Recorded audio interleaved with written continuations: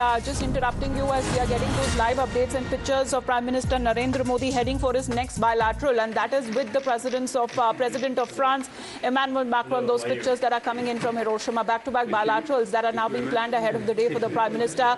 External Affairs Minister Dr. S. Jaishankar, Ajit Doval, the NSA also being present there along with a host of Indian delegates, and also the top leaders who are present with the delegation of France, as we are expecting that the two leaders briefly interacting in front of the media thereafter will begin with their bilaterals. So those pictures that are coming in as far as Indian Prime Minister meeting the French President Emmanuel Macron. Also to note that Emmanuel Macron had recently visited Beijing also a short while back, and there has been growing differences as far as the European Union asking that there should be less dependence when it comes to on the United States of America. However, even when it comes to this bilateral, the next one that is now expected to happen, and this would be the first in-person meeting that would be happening with the Ukrainian President Zelensky after this. So, Rishi, Prime Minister Modi meeting President of France.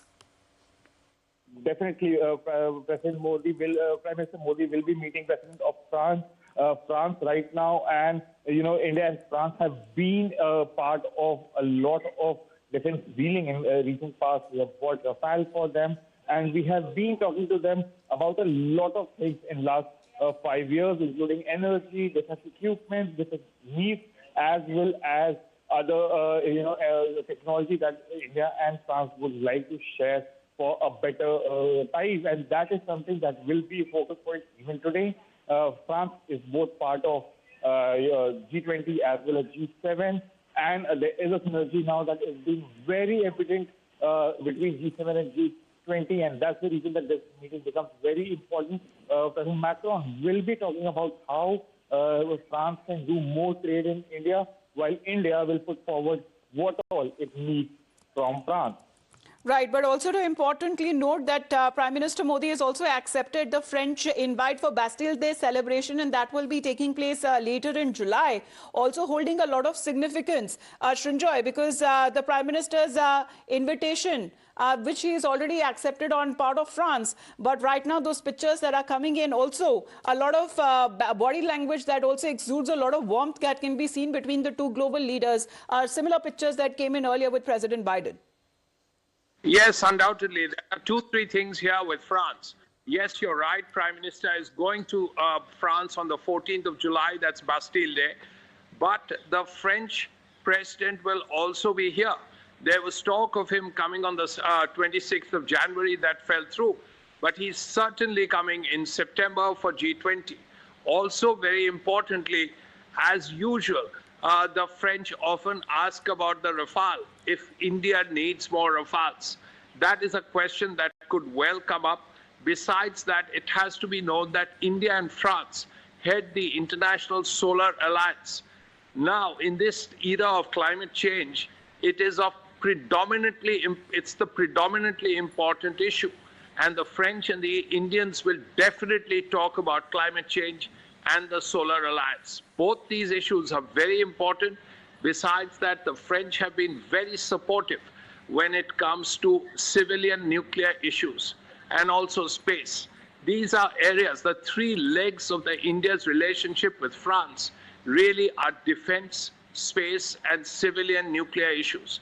So these 3 things will definitely come up in the conversation. Also other things like climate change and so on. So it is likely to be a very good meeting. In any case, President Macron and Prime Minister Modi are friends. They've known each other for a long time. And it's only likely that the meeting will be a very cordial one. In fact, it is entirely possible that President Macron could come a day before the G20, or maybe stay on for an additional day and have, apart from the G20 meeting, a full bilateral meeting with Prime Minister as a part of a major visit. Right, but also being a major part of the European Union as well, Srinjoy, because even the recent meeting with the Chinese president had also raised a lot of eyebrows as far as the French president going to Beijing to meet him. Exactly what would be the strategy here of the EU in particular that we are looking at when it comes to playing the pivotal role? Are they balancing act between the United States and also with China? Not only with China, but also with the Russians, because President Macron has been representing the EU for a bit, and he and the Germans have tried their best to ensure that there was no war. And then, of course, when the war did begin, he has tried very hard to ensure that it came to an end.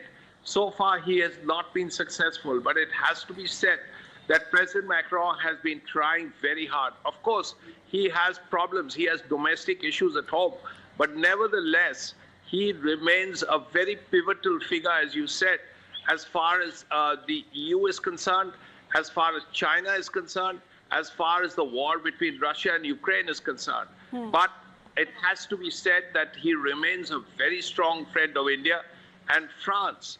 As far as those three areas initially, traditionally, defense, space, and nuclear energy apart, are very close to India when it comes to climate change. Well, as far as President Macron's comment on Russia that is concerned, that Moscow is becoming subservient to China, that was clearly denounced by Russia. But right now, this meeting that is now underway, as those pictures that we are getting of yet another bilateral that is now in the offing is that of the President of France and meeting Prime Minister Narendra Modi. We're looking at top ministers and leaders also from the Indian cabinet and delegates who are now meeting with their counterparts from France. That is happening in Japan. We'll follow up on those developments there. Srinjoy, Rishabh, thank you very much for joining in. Back after a short break.